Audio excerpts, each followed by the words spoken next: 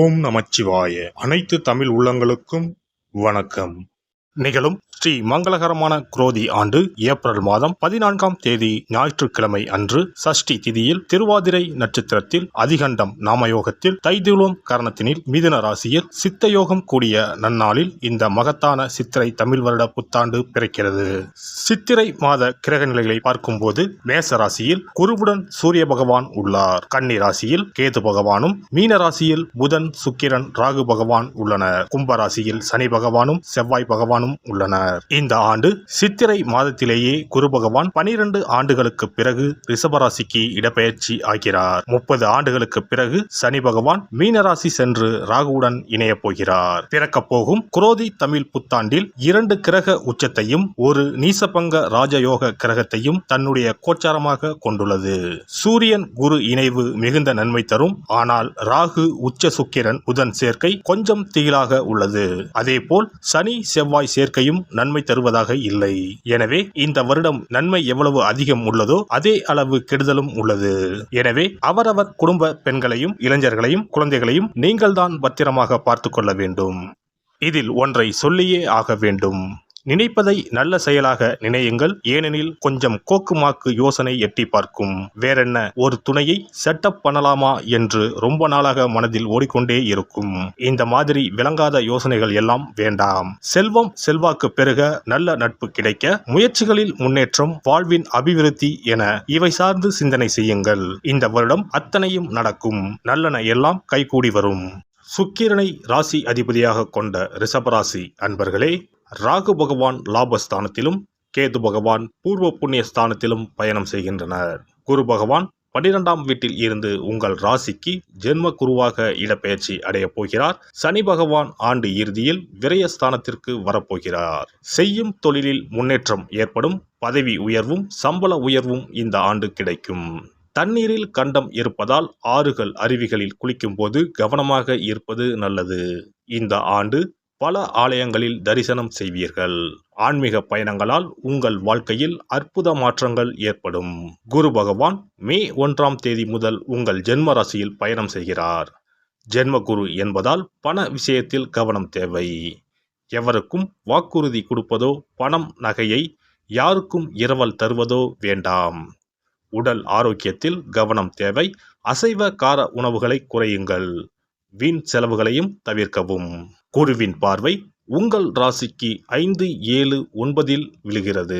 குரு உங்கள் ராசிக்கு 5ஆம் வீட்டை பார்ப்பதால் திருமணமாகி நீண்ட நாட்களாக குழந்தை இல்லாதவர்களுக்கு குழந்தை பாக்கியம் கிடைக்கும். பிள்ளைகளின் பிடிவாதம் குறையும். மகளுக்கோ மகனுக்கோ நல்ல வேலை கிடைக்கும். பிள்ளைகளுக்கு சுபகாரியம் நடைபெறும். அடிக்கடி கர்ப்பச்சிதைவு ஏற்பட்ட நிலை மாறும். குழந்தைக்காக காத்திருப்பவர்களுக்கு குழந்தை பிறக்கும். பிள்ளைகளின் உயர்கல்வி நல்ல விதமாக அமையும். களத்திர ஸ்தானத்தின் மீது குரு பார்வை விழுவதால் திருமணம் கைகூடி வரும். தம்பதிக்கு இடையே நெருக்கம் அதிகரிக்கும். வீட்டில் தடைப்பட்ட திருமணம் கைகூடி வரும். அயல்நாட்டில் இருக்கும் உறவினர்கள், நண்பர்களின் உதவிகள் கிடைக்கும். அதிகார பதவியில் இருப்பவர் அறிமுகமாவார். பேசும் வார்த்தைகளில் கவனம் தேவை. உங்களின் 9ஆம் வீட்டை குரு பார்ப்பதால் வருமானம் அதிகரிக்கும். கடனில் ஒரு பகுதியை அடைப்பீர்கள். தந்தை வழி சொத்துக்கள் வந்து சேரும். பயணங்கள் சாதகமாக அமையும். பதவிகள், பட்டங்கள் கிடைக்கலாம். பெண்களுக்கு ஆடை ஆபரணம் சேரும். இளைய சகோதர வகையில் நல்லது நடக்கும். சகோதரிக்கு திருமணம் கைகூடி வரும். முக்கிய பொறுப்புகள் தேடி வரும். மனைவி வழி உறவுகளுடன் ஏற்பட்ட மனஸ்தாபங்கள் நீங்கும். கேது பகவான் 5ஆம் வீட்டில் பயணம் செய்வதால் சிலர் பழைய வாகனத்தை விற்று புதிய வாகனத்தை வாங்குவீர்கள். ஏற்றுமதி இறக்குமதி வியாபாரம் நன்றாக நடைபெறும். பெற்றோர்களுக்கு உடல்நலக் குறைவு ஏற்படும். மருத்துவ செலவுகள் அதிகரிக்கும். தொழில் வியாபாரத்தில் முன் யோசனை தேவை. மற்றவர்களின் பேச்சை கேட்டு புதிய துறையில் முதலீடு செய்ய வேண்டாம். உத்தியோகத்தில் வேலைப்பளு அதிகரிக்கும். அரசு வேலை, பதவி உயர்வுக்காக தேர்வு எழுதி வெற்றி பெறுவீர்கள். வெளிநாடு செல்லும் வாய்ப்பு தேடி வரும்.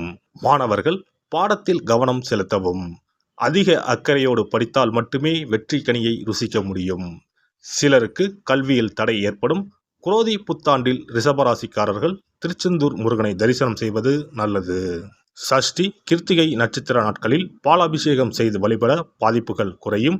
சங்கடங்களையும் சவால்களையும் எதிர்கொண்டு சாதிப்பீர்கள். குரோதி ஆண்டு ரிஷபராசிக்காரர்களுக்கு சாதனைகள் நிறைந்த ஆண்டாக அமையப் போகிறது. சிறப்பு பரிகாரம். செவ்வாய் தோஷம் நீங்க செய்ய வேண்டிய பரிகாரங்கள் என்னென்ன, வழிபட வேண்டிய தெய்வம் யார் என்பதனை பற்றி காண்போம். நவ கிரகங்களில் சூரியனுக்கு அடுத்தபடியாக செயல் ஆற்றல் உள்ள கிரகம் செவ்வாய். ஆளுமை திறன், ஆற்றல், வீரம், அதிகாரம் செய்தல், வளைந்து கொடுக்காத தன்மை, தர்மம், நீதி, நேர்மை, நியாயம் போன்ற அம்சங்கள் கொண்ட கிரகம் செவ்வாய். செவ்வாய் பலமாக இருந்து நல்ல ஆதிபத்தியம் பெற்று அவரது தசை நடக்குமானால் சகோதர சகோதரிகள் மூலம் பெரும் அனுகூலம் ஏற்படும். பெரிய பதவிகளில் உள்ளவர்கள், தொழில் அதிபர்களின் தொடர்பு கிடைத்து அதன் மூலம் முன்னேற்றம் உண்டாகும். பலமற்ற ஆதிபத்தியம் பெற்று தசை நடக்குமானால் கீழே விழுவதும் அடிபடவும் நேரிடும். வாகன விபத்துக்களை சந்திக்க நேரிடும். இரத்த காயங்கள், வெட்டுக்காயங்கள், இரத்த சம்பந்தமான நோய், சித்தப்பிரமை, தலையில் அடிபடுதல் போன்றவற்றை ஏற்படுத்துவார் செவ்வாய் பகவான். வீண் வழக்குகள், சண்டை சச்சரவுகள், மறைமுக நேர்முக எதிரிகள், பொருள் களவு போகுதல், செய்தொழில் வியாபாரத்தில் திடீரென்று பெருத்த நஷ்டம், அரசாங்க கெடுபிடி, பதவி இறக்கம், மறைந்து வாழும் சூழ்நிலை என்று பலவகை இன்னல்களை உருவாக்குவார். செவ்வாய் முதலான தோஷங்கள் அனைத்தும் நீங்க அவரின் அருளை முழுவதும் பெற செவ்வாய்க்குரிய அதிதேவதையான முருகனை வழிபடுவதும், கோதுமை ரொட்டி, வெள்ளை எள் கலந்த இனிப்பு பலகாரங்கள், துவரை போன்றவற்றை ஏழைகளுக்கு தானம் கொடுப்பதும் நல்லது. செவ்வாய் கிழமைகளில் விரதம் இருந்து செவ்வாய் பகவானுக்கு விளக்கேற்றுவது, சஷ்டி விரதம், கிருத்திகை விரதம் மேற்கொள்வது, தினமும் கந்த சஷ்டி கவசம் படிப்பது நல்லது. மேலும் செவ்வாய்க்குரிய கல்லான பவளக்கல்லை மோதிரத்தில் பதித்து அணிவது, சிவப்பு நிற ஆடையை அணிந்து கொள்வது, செப்பு பாத்திரங்களை உபயோகிப்பது போன்றவற்றால் செவ்வாயால் உண்டாகக்கூடிய தோஷங்கள் குறையும். செவ்வாய் பகவானுக்கு செய்யும் பரிகாரங்கள் அனைத்தும் முருகனுக்கு உகந்தது என்பதால் முருகனின் திருவருளும் கிட்டும். திருமண வாழ்க்கையில் செவ்வாய் பகவானுக்கு முக்கிய பங்கு உண்டு. திருமணத்துக்கு வரன் பார்க்கும்போது பிள்ளைக்கோ அல்லது பெண்ணுக்கோ செவ்வாய் தோஷம் இருக்கிறதா என்றுதான் முதலில் கேட்பார்கள். அந்த அளவுக்கு செவ்வாய் தோஷம் மிகவும் முக்கியமானதாக பார்க்கப்படுகிறது. ஒருவரின் ஜனன ஜாதகத்தில் லக்னம், சந்திரன், சுக்கிரன் ஆகியோருக்கும் செவ்வாய் இருக்கும் இடத்திற்கும் உள்ள தொடர்பை கொண்டுதான் செவ்வாய் தோஷம் ஒருவரின் ஜாதகத்தில் எந்த அளவுக்கு வலிமையாக இருக்கிறது என்பதை கணிக்க முடியும்.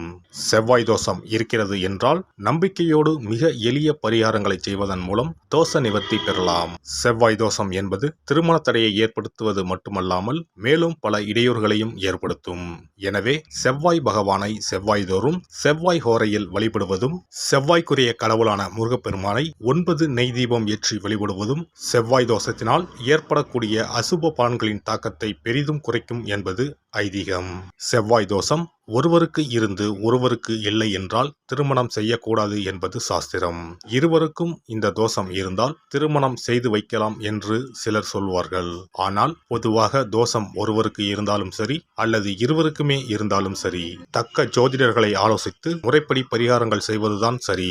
செவ்வாய் தோஷத்தால் திருமண தடை உள்ளவர்கள் வைத்தீஸ்வரன் கோவிலுக்கு வந்து அரச மரத்தடி விநாயகர் ஆதி வைத்தியநாதரை வழிபட்டு ஆலமரத்தை சுற்றி வர வேண்டும். வைத்தியநாத சுவாமி, தையல்நாயகி அம்மன், செவ்வாய்க்கு அதிதேவதையான முருகப்பெருமானை வழிபட வேண்டும். சன்னதியில் உள்ள செவ்வாய் பகவானுக்கு சிகப்பு வஸ்திரம் சாத்தி அபிஷேகம் செய்து பரிகாரம் செய்ய தடைகள் நீங்கும். இந்த வீடியோ பதிவு உங்களுக்கு பிடித்திருந்தால் லைக் பண்ணுங்க, கமெண்ட் பண்ணுங்க, ஷேர் பண்ணுங்க, மறக்காம சப்ஸ்கிரைப் பண்ணுங்க, பக்கத்துல இருக்கிற பெல் பட்டனை கிளிக் பண்ணுங்க. நன்றி, வணக்கம். ஓம் நமச்சிவாய. சிவாய நம.